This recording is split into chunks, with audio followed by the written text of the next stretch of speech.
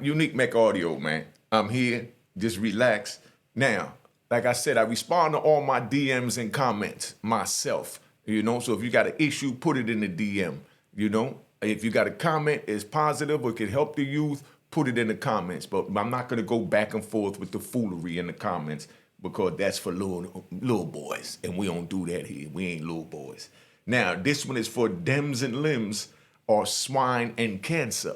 This one of my subscribers, he put a long, lengthy message that he had a concern with, but he addressed it positively, and I respect that. So I'm gonna give you an answer to your question. Now, he's speaking on me saying that dude from Indiana was a real man, even though he was putting feces and urine and rotten egg in a shampoo bottle, like I showed yesterday, in a bottle, let it sit and ferment, shake it up, get it smelling real nasty, then bust the top, and the fumes stunk up that whole area behind me and even went over to the next unit. That's how bad it was. Now, he said for me to make the message clear because, a real man stays home and takes care of his family and things like that, which I agree 100%, Dems.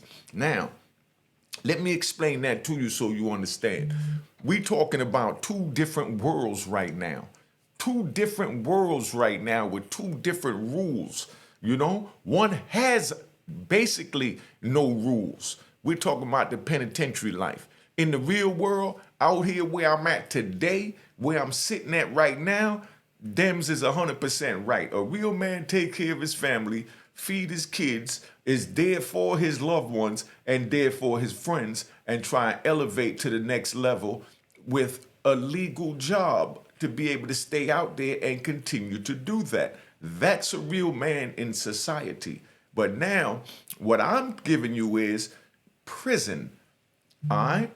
To deter the youth from wanting to go there so they understand what a real man is in prison. You understand what I'm saying? And that's the opposite of society. So you can't try and say a man out here is supposed to be a man in there. No, it don't work that way. We wish it did in the same world, maybe it would. But in there, everything changed because the environment and the people change. You know how they say, when you go to Rome, you do as the Romans do?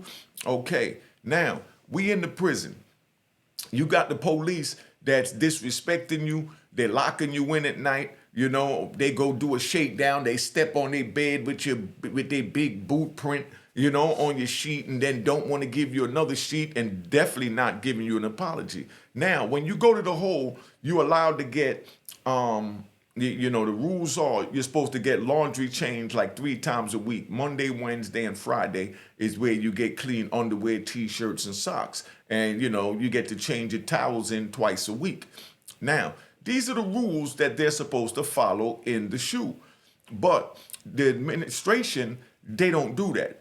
They do what they want to do. In other words, they got to go to each cell that you see behind me with a cart with underwears, t-shirts, socks, towels, and go to each cell, and you give out your a set, you get back a set. You give out 2 sets, you get back 2 sets. So that's how we change our underwear in the SHU, because they don't have laundry where you put it in a bag and send it out. So, and you only get to wear the underwear that's designated for the SHU. So now, here it is, you're supposed to be waiting to get your clean underwear because all weekend you've been in there working out, washing the underwear out yourself, doing what you gotta do, sweating in the bed, sweating, working out. And then now here comes Monday and they supposed to give out, clean, undergarments, but instead you go to the yard to go work out. In the morning, not instead. In the morning, you go work out because you're getting clean laundry that evening.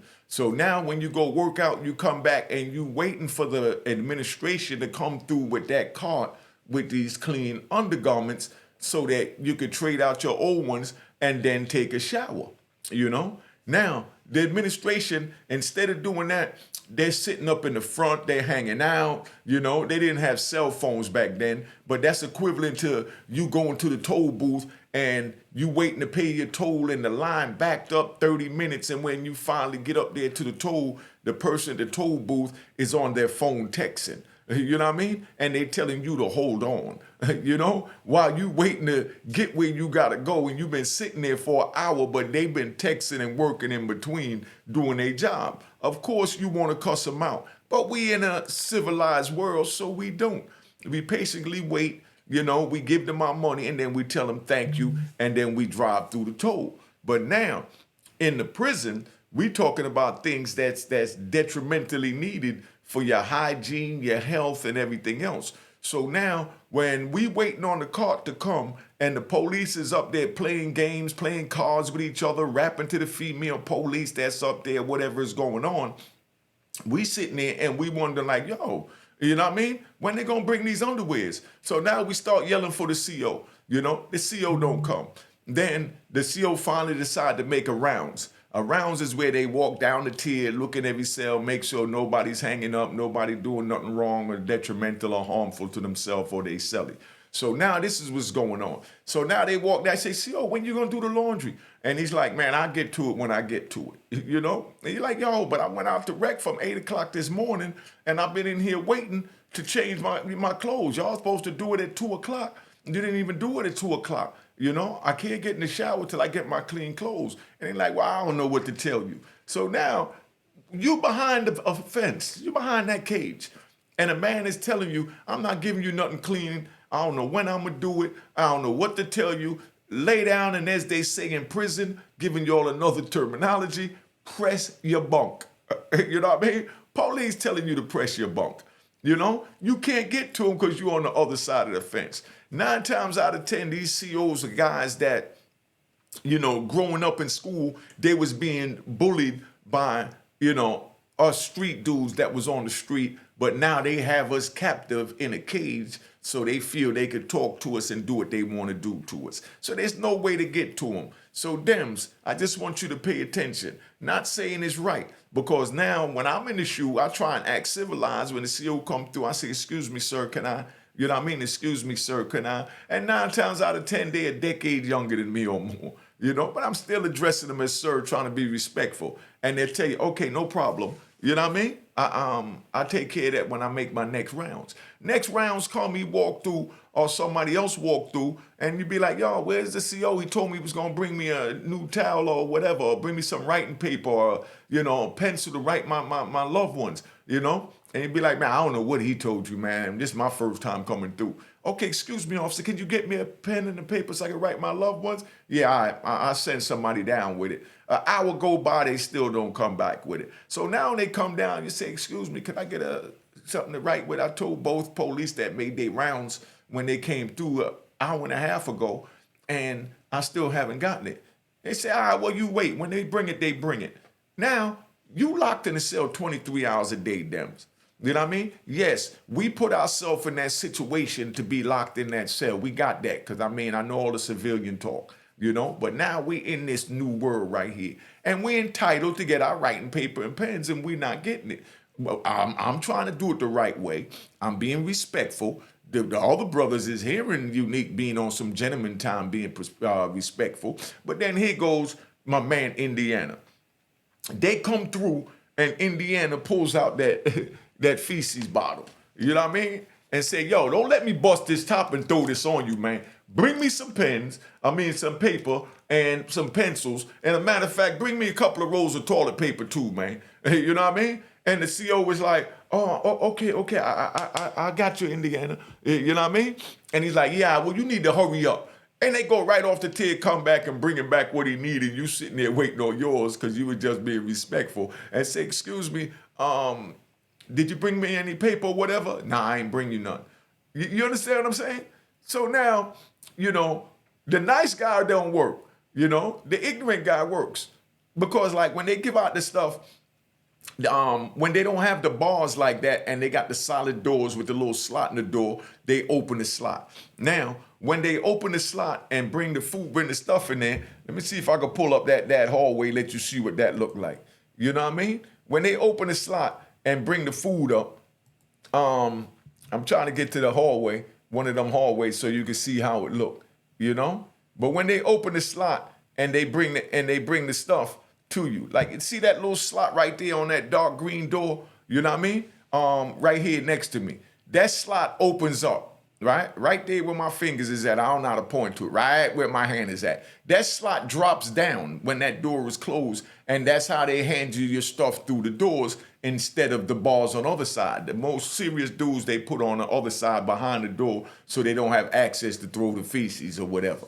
So now they know when they go by those cells and they open that door up to go give you something, you get those cocky police that'll tell you, man, I ain't trying to hear none of that. You know what I mean? I'm not bringing you no writing paper. I'm not bringing you no pencils. You get that on the next shift. I came to do my 8 hours to go relax and not run back and forth up here for you dudes. Y'all should have stayed on the compound if y'all want your pens and pencils.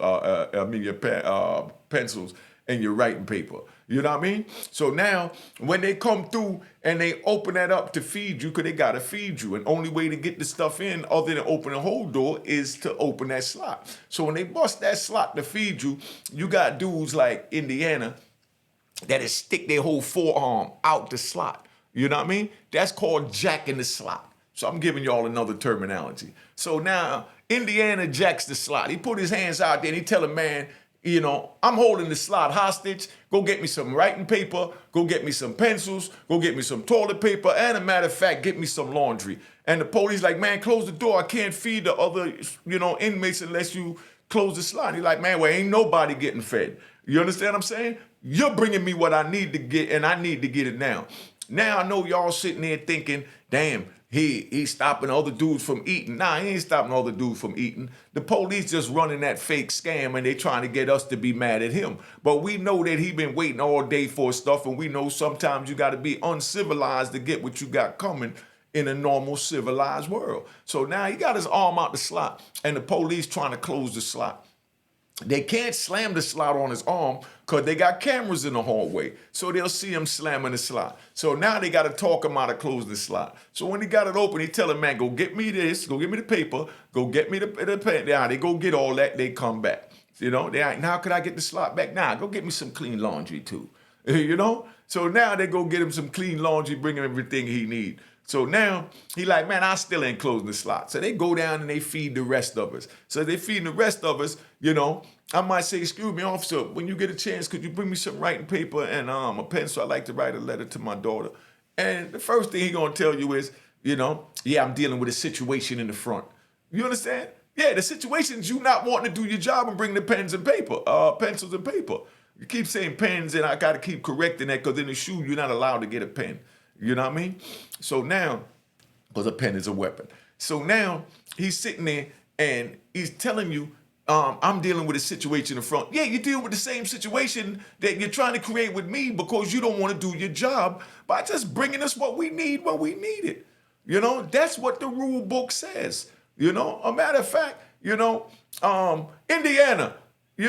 get that bottle out, So now I'm going to yell down there and tell Indiana get the bottle out. So now I'm down with the BS. You know what I mean? So now I'm going to hype my man up. Indiana, get that bottle out, man. He think we playing down here. I don't try to Mr. Nice Guy. That don't work. Now he's sitting here talking his crap about he got a situation dealing with you, And he's like, oh, but you ain't got to say it twice, New York. He bust the bottle out. You understand what I'm saying? And he's like, yo, when he come back, I'm throwing this on him, So now the police scared to come back up the tier. So now he calls on the radio to show you how crazy this world is. Now he calls on the radio and he tells us, man, yo, please bring down the cart with the pencils and the writing paper and cleaning supplies. So now they want to bring down what they got because my man Indiana done pulled out the feces bottle and ready to throw it on them. But you see how this world works? Not saying it's right, Dems. I'm just letting you know that that's what it is. But now let me explain this because that was your question. Your question was,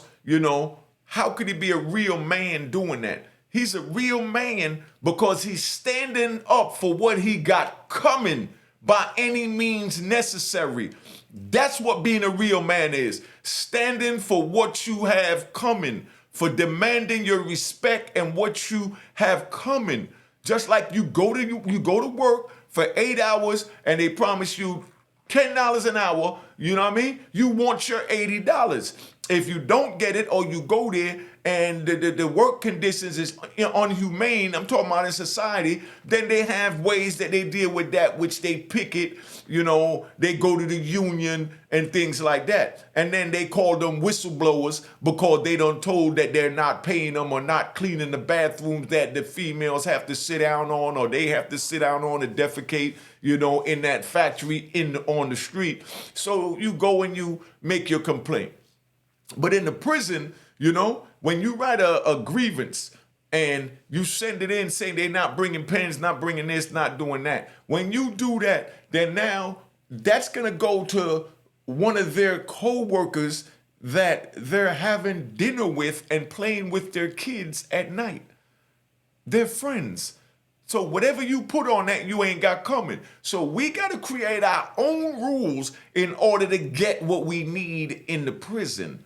You understand? So when I say he a real man, meaning he gonna stand up to fight with the homies if the homies get into something, because you don't let your comrade go. The same way, so y'all understand, and the brother Dems don't get it confused. He tell me to keep it clear. So if it's something that's not clear, please explain it. Put it in the comments and be respectable like the brother Dems was. Now, when you sitting there and you got an issue, with when the deuces go off. The deuces is when, there's a problem, there's a fight in the jail, and all the police come. All the police come and they all representing each other as one. You know what I mean? As a unit to get everything under control. So that's how the police roll. Now, when something go down and it's, one race against another, or one group against each other, one car against each other. Now, when that happened, we come together as one to, be a stronger force against the opposition of the other car. You understand where I'm coming from? The same way the police come together to get a stronger force against us, the convicts, because we're another car. So pay attention now. I mean, this is tricky. Don't try and make civilized world equivalent to prison world. There's two different things with two different rules. One is lawless, and one is law. Society is law. The law is you be a real man, you get a job, you take care of your family, and you stay home and you don't break the law. That's the real world. You know what I mean? But we violated because we broke the laws of that real world and wound up within the prison system. Now we're in the prison system and we get people working in the prison system that breaks the laws of the prison and don't want to give us what we got coming when we need it coming. So now we have to take our extreme force to get it, which is the feces bottle. The same way their extreme force is when they come and they mace us, when they shoot tear gas in, when they run in with the goon squad. That's their extreme force. Our extreme force is we throwing feces on them, we jacking the slot. You understand what I'm saying? That's our extreme world. And that's being a man, demanding what you have coming. Not saying it's right, but in prison, it is right. Because like I said, when you try and be respectful, like I was being respectful and say, excuse me, officer, man, get some writing paper and pencils. And he tell me, man, yeah, all right, I got you. And never come back. The shift changed. 2 days later, I'm still trying to get something to write with. But then here go this dude acting a fool, done jack the slot. You understand? Got his arm out the slot, got the feces bottle ready to throw on him, and now they running down there to cater to him. So, Dems, you right. Now they showing us that only way to get what you want is to act uncivilized. Uncivilized. Because when you act civilized, you get nothing from these people. I was in there 26 years. And I agree with you, Dems. It's crazy that, I stayed on respectable time. That's why I'm sitting here in this chair, a free man, after having life plus 20 years in federal prison and serving 26 and a half years in prison. Because I didn't fall off into that. Being a real jail nigga. You understand what I'm saying? I did that at the beginning of my bid. Got my teeth knocked out, ribs busted up, nuts swollen this big, sent to 88 for 5 years, spent 10 years in and out the shoe. I did that. But then there's a time when you say, Dems, brother, that's why I agree with you. when you say, man, y'all, something got to change, because bottom line is I'm going to die in here running around, you know what I mean, being a real jail nigga.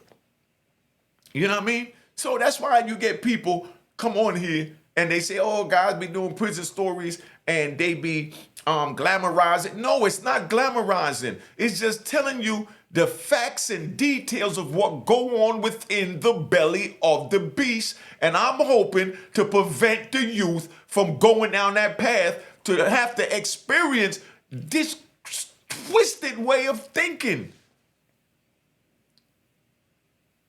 So if you don't want to have to go in there and get feces thrown on you, or having a jacket slot to get a clean underwear, you know what I mean? Or to get a piece of paper and a pencil to write your family, you know what I mean? Don't break the law. It can't be no more clearer than that. Because once you go in there, that's when you create your own rules for survival. I waited 3 days to get a pen and paper to write my loved ones. But Indiana got it in 3 minutes. So now it got me thinking, man, I need to be like Indiana to get what I need.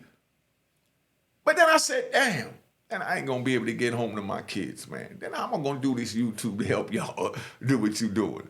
You know what I mean? Hit the like button in the Cash App, man. I ain't hit y'all the Cash App in a minute. Hit that Cash App. You know what time it is, right there on the screen. Let's stop the game. The game is to be sold, not told. You can sit in your living room and get the game and get the horror stories of what's happening within the prison without even getting off your couch. I'd rather you get it that way than have to go get it by a baton over your head. By being locked in one of these cells for 5 years like I have. You don't think that's warranted a Cash App for me to give you this game to keep in your conscious mind, not to wind up in these people's prison? But like I said, PBS, they get ready to have their little fundraiser. CBS get ready to have their fundraiser. And the Europeans donate to their cause to keep their channels going. You see what I'm saying? But then now, as you know, us minorities on this YouTube, our friends and supporters and fans say, oh, you know, oh, he's begging, he's this, he's a kingpin, he's doing this, he's doing that, all these excuses. But you sit here watching every day for free. But yet you pay your cable bill. That's a Cash App. You pay for Showtime. That's a Cash App. Just like the Vlad interviews I'm doing. You know what I mean? Vlad see that they don't want the Cash App, so Vlad said, okay, if y'all want to see the whole Unique Mecca audio video, you got to subscribe to my channel and give me a Cash App for $7 or $6 to watch the whole interview, or watch it in pieces the way I choose to give it to you, because this is my show and this is how I'm going to get my money out of you, being that you don't want to voluntarily give to me. You don't take nothing I'm saying the wrong way, man. But, you know, there's a method to everyone's madness, and you might not understand it, but that's why we have to work together to be able to keep each other moving and elevating to the next level. Nothing I'm looking at around me, you know, was free. Everything had to be paid for, but yet y'all want the game for free. Come on, family. You know, where we do that at? Where we do that at? But anyway, let me get back to the story, man. I got a little caught off rambling. I just want y'all to understand how important the Cash App is to all of us, even the big channels, the little channels. Show your appreciation, or at least just hit the like button. If you're not going to consider Cash App, hit that like button. That's free.